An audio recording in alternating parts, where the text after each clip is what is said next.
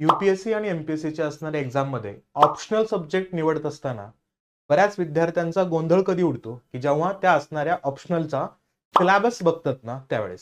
जसं की पीएसआयआरचा असणारा सिलेबस बघायला लागल्यानंतर एक सगळ्यात मोठा असतं मिथ डोक्यामध्ये असतं मुलांच्या, की सिलेबस खूप जास्त वास्ट आहे. पण ऍक्च्युअली हा असणारा जो सिलेबस आहे का तो ओव्हरलॅपिंगचा असणारा सिलेबस आहे. म्हणजे तुम्हाला या असणाऱ्या एक्झामच्या दृष्टिकोनातून जर एक्झामच्याच असणाऱ्या पॉइंट ऑफ व्ह्यूनं जर तुम्ही त्या सिलेबसला बघण्याचा प्रयत्न केला, पीवायक्यूचा असणारा आढावा घेतला आणि जर तुम्ही युपीएससीची असणारी ज्या पद्धतीची डिमांड आहे ती डिमांड फुलफिल करण्याचा अभ्यास केला, तरच तुम्ही त्या पद्धतीनं त्या असणाऱ्या एक्झामच्या असणाऱ्या ऑप्शनलला टॅकल करू शकता. म्हणजे कोणताही ऑप्शनल घेतला तर तो वास्टच वाटणार आहे तुम्हाला. त्यामुळं सिम्पली काय लक्षात घ्यायचं की आयोगाची अपेक्षा काय आहे हे आपल्याला टॅकल करणं आवश्यक असणार आहे. म्हणून वास्ट सिलेबस नाही आहे या ऑप्शनलचा, फक्त तो तुम्हाला हेल्प करणार आहे जीएस मध्ये.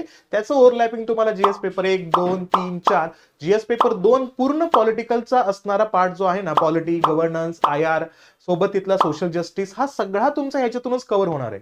म्हणजे जनरली बघायचं झालं या ठिकाणी तर 1750 मार्कांचा असणारा जो आपला मेन्स आहे त्याच्यामध्ये 1000+ मार्क आपल्या या ऑप्शनलच्या माध्यमातून तुम्ही कव्हर करू शकता.